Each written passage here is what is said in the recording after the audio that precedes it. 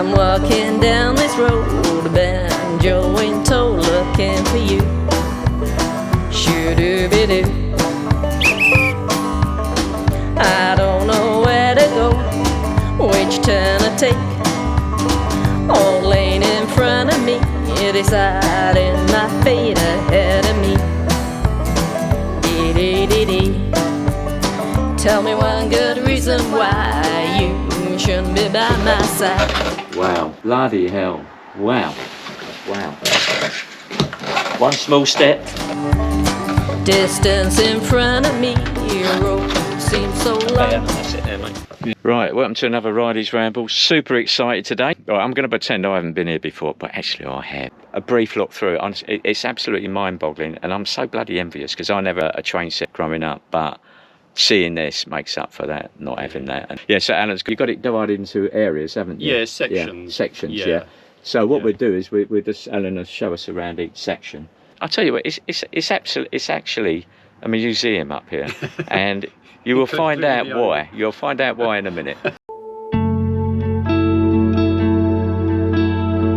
Alan, can you tell me what the railway's name is again? Because I forgot. It's the North London Yeah. to Valley Railway. Right, okay, I'll just do a quick pan.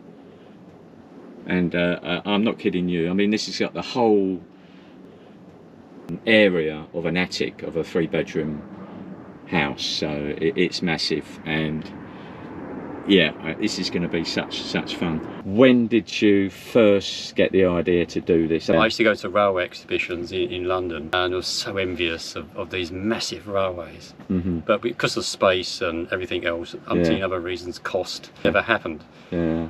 But I do model making of aircraft. That's another of my loves. And once I did a montage of a crashed Wellington bomber, and I thought I'd just go, and the pilots escaping across a railway track. Yeah. Okay.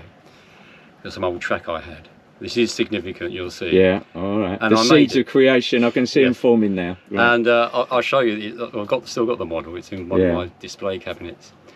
And I enjoyed that. That was the most enjoyable module of all I've ever made, because I've secretly wanted to have a layout. Yeah.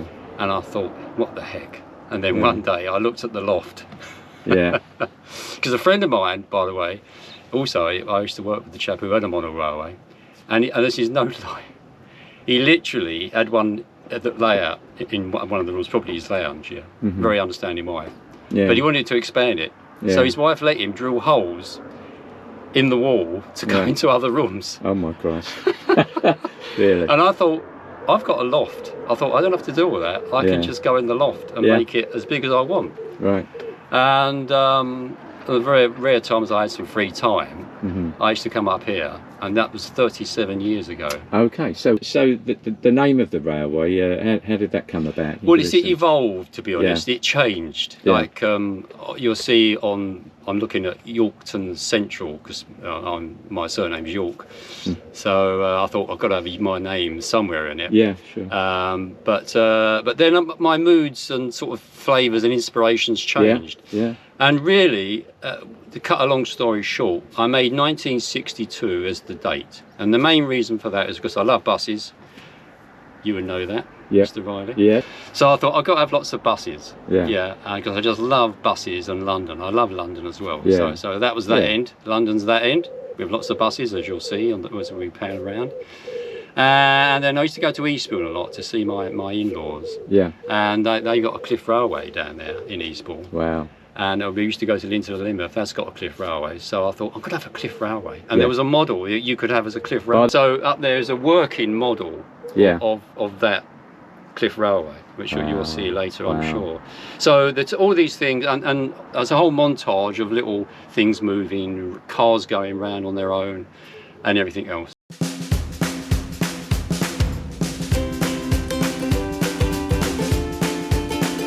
Right, so this is London, basically. Okay. Yeah, and it's a Kentish town it's based on. And the only reason it's that is because on the model, one of the models has Kentish town on it.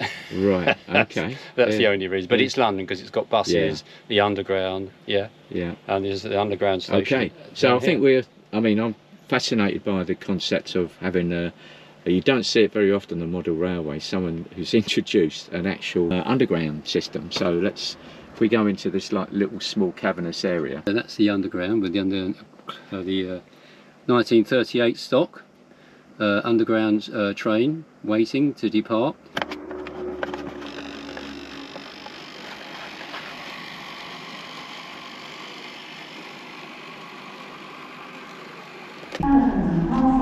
Please stand by for the platform edge.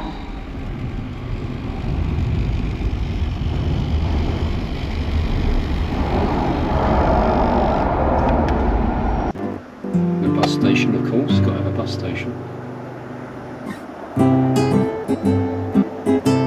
So a mixture, mainly RTs and, well, from 62 it could be RTs and route masters. That's right. And on coaches, love coaches as well. Yeah. He doesn't have a coach.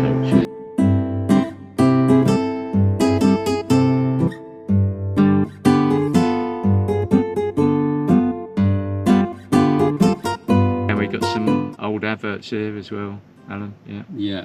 Very patronising to ladies. Yeah. But they have, times have changed. The last one is promoting the benefits of asbestos, which is quite amazing. And also some Valium as well. Amazing how times have changed. Yeah, I'm not kidding you, it's such a fantastic amount of detail. There's also a fire as well. You can see the fire? Yeah, some firemen are down there putting out a fire. God. Because it's 1962, there were still bomb sites. Yeah. And that's just over a bomb site area on this here. Hence the broken buildings. Oh, okay. And always on bomb sites, you'd have a yearly fair. So there's the fair on the scrap on the rough ground. You're old enough to remember bomb sites, I'm sure. Yeah, of course, Alan. London was full of them.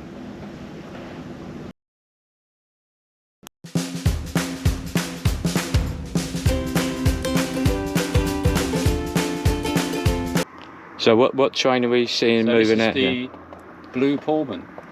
Okay. Does this have some significance in relation to this?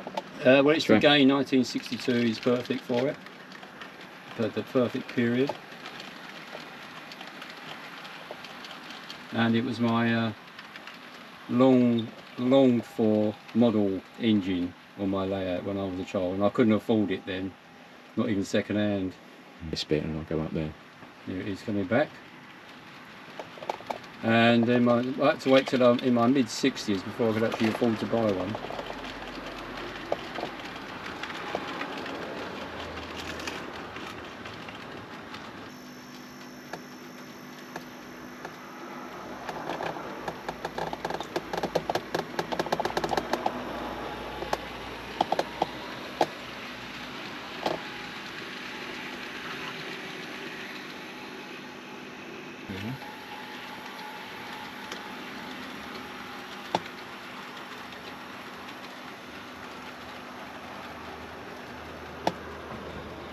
Alan, there's a station outbuilding here. It's got the word Honga. Honga. You're not dyslexic, are you, by any chance? It's not Honga on the central line. Well, I wanted it to be Honga, but I thought that's a bit obvious, so I made it Honga. Sounds a bit Chinese, isn't it? Yeah. It does.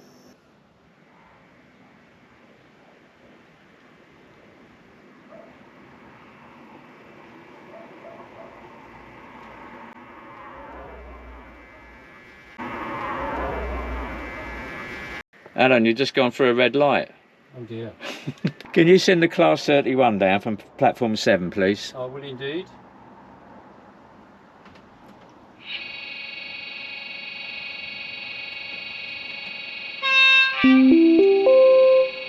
The next LWBR train to Yorkton Central will be delayed by 10 minutes. We apologise for the inconvenience caused to passengers.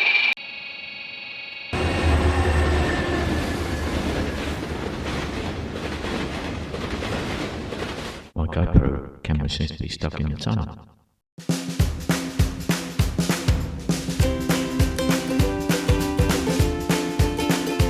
Okay, so here we are. This is the north. Sorry, this is the Valley Valley town. So it goes from London North to Valley, and this is Valley, the town of Valley, with the Cliff Railway.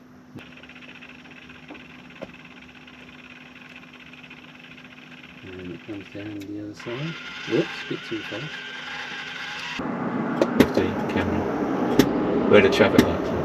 By the bridge. Oh yeah, yes. And then there's a Faller road system as well. It's a bit temperamental, but I'll get this one going.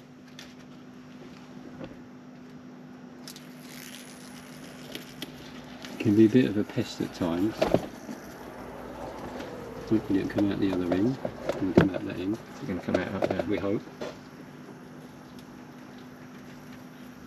Is it coming? Yes, here he comes. Wow. Actually, and we might have to adjourn because I've just seen the red line with the Morris Minor outside, which is my favourite car. Might be open. We're going for a pint, shall we? Yeah, brilliant. There it is over there. Brilliant. Yeah, I'm up for that. Oh, the vehicle's coming round again. Can't miss that. Oh, that's right. Oh, you've done a really, really good job. And all these buildings, yeah, I mean, I'm not, well, expert, don't even mention the word expert, but I know nothing about model building, but these actual houses, then what they're made of, like wood or cardboard. It's a combination of plastic and cardboard, really.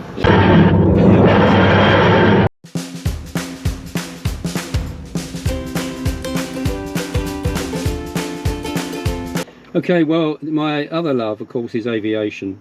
Duxford, in particular, is a marvellous museum. And this, I suppose, really is based on Duxford, really, even though I've called it Heathwick Airport. It's a combination of a live airport plus a museum, as you'll see from the old planes. And all the propellers work, so I want to do a one by one. That's that one. Wow. And then we move on to, we've got the helicopter, Air Sea Rescue, got that one. And then the RAF purchased a load of B-29s and called them Washingtons. And it's very noisy, but as you'll see, all 4 engines. Give us the noise, Alan. Max it yeah. And did I hear that you've got your name inscribed under the wingspan of a Vulcan? Vulcan, that's the 558, yeah. Yeah. Yeah, absolutely, yeah. Very sad day when that stopped flying, but it flew for another 9 years. Oh, there it is. That's up there, isn't it? That's it. As I say, you know, Alan's really turned it into a museum. It's just mind-boggling. And there's even Concorde flying over as well. One of my other great loves. At the top there.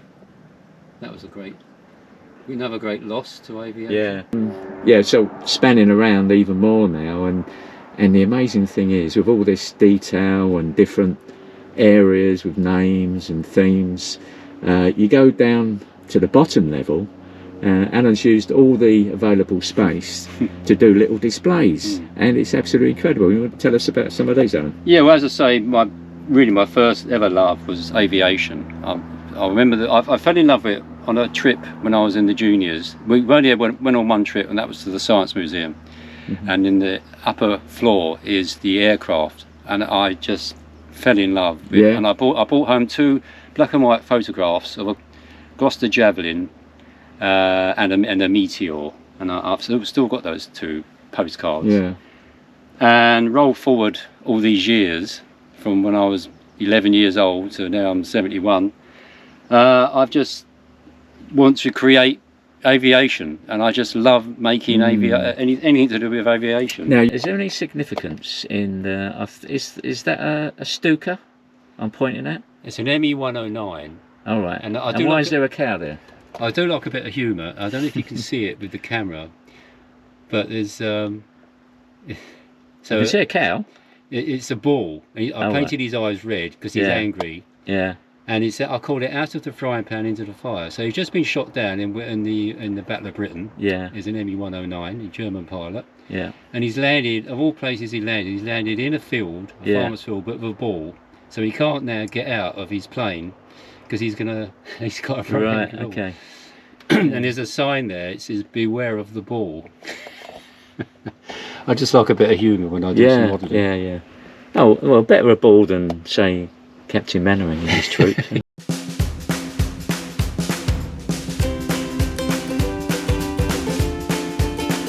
The village green, we've got the windmill church with a wedding, cricket scene of course, there's a scout hut, I was a scout leader for many years.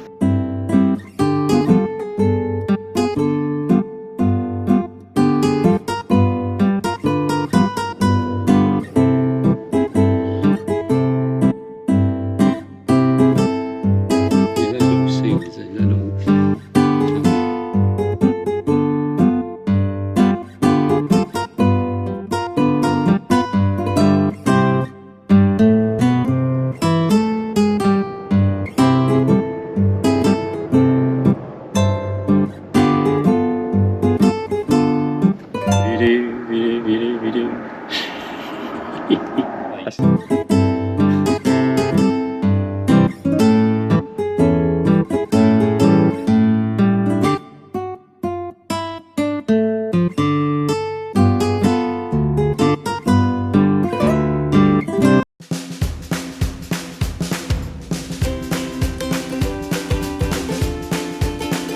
The amount of wiring switches that Alan's got in here is incredible. So I'm just gonna give you a quick look round. That, I mean, it just gives you some idea of Alan's technical ability, being a, I'm allowed to say, XBT technician. It's absolutely incredible. Those who are XBT would know that this is what's called a routiner, and I used to work on this. All these switches had a use.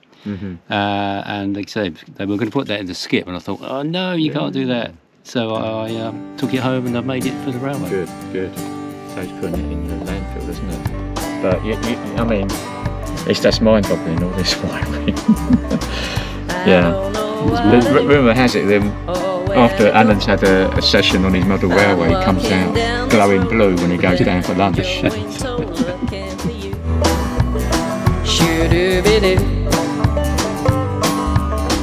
I don't know where to go, which turn to take.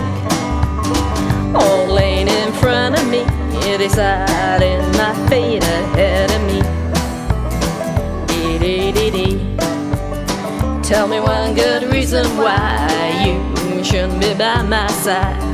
Tell me one good reason why